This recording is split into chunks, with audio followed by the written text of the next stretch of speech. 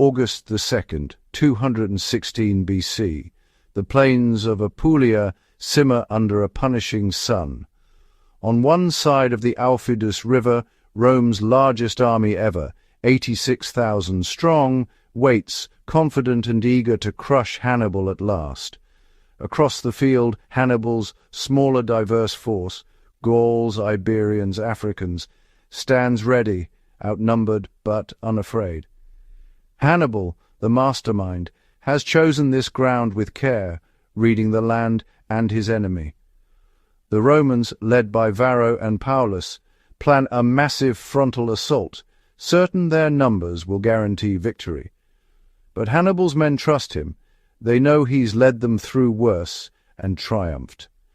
The air is thick with tension, pride and desperation on both sides.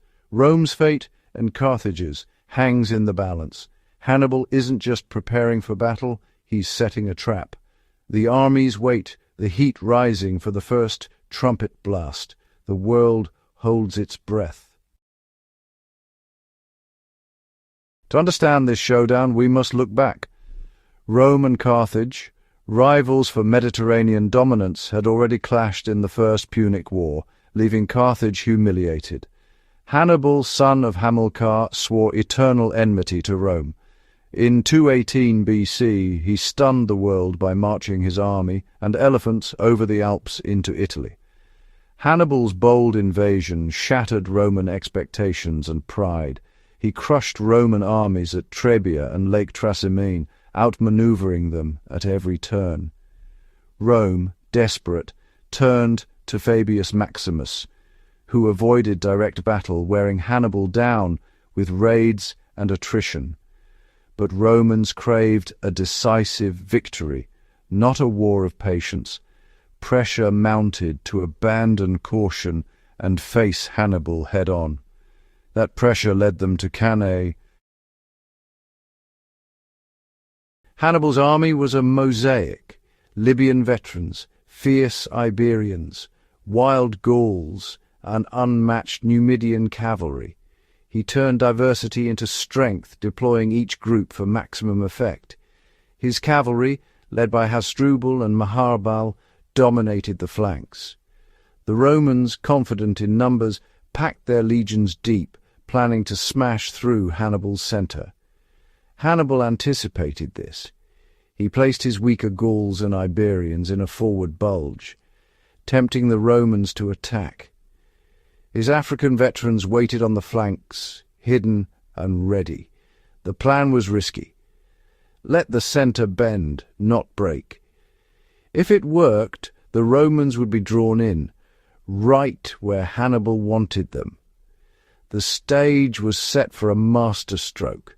The trap was ready to snap shut. The Roman legions surged forward, hammering Hannibal's centre. The Gauls and Iberians gave ground, drawing the Romans deeper into a tightening pocket. The Romans, sensing victory, pressed harder, unaware they were being enveloped. On the flanks, Hasdrubal's cavalry routed the Roman horsemen, then circled behind to attack the other wing. With Roman cavalry gone, the infantry was exposed. Hannibal's signal came. His African veterans swung in from the sides, slamming into the Roman flanks. Hasdrubal's cavalry struck from the rear. The Romans were surrounded, caught in a perfect double envelopment. Their numbers, once an advantage, now trapped them. Packed tight, they couldn't fight or flee. The slaughter began. Inside the encirclement, chaos reigned.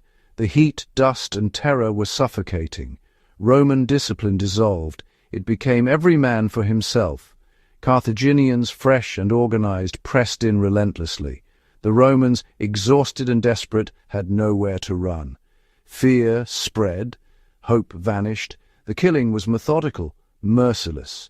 The proud Roman army was reduced to a mass of victims. Cannae became a byword for massacre, a lesson in the dangers of overconfidence. Hannibal's plan had worked to horrifying perfection. As the sun set, tens of thousands of Romans lay dead, an entire generation lost. Rome reeled in shock and grief, expecting Hannibal to march on the city, but Hannibal, lacking siege equipment and reinforcements, hesitated. He sent news of victory to Carthage, but help never truly arrived. In Rome, panic gave way to resolve. The Senate forbade mourning, raised new armies from every corner, and refused to surrender. The defeat at Cannae hardened Roman will. They returned to Fabian tactics, avoiding direct battle and striking where Hannibal was weak. Under leaders like Scipio Africanus, Rome took the fight to Spain and Africa. Hannibal's greatest victory became the seed of his downfall. Rome's resilience turned disaster into eventual triumph. Cannae revealed not just Hannibal's genius but the unbreakable spirit of the Roman Republic.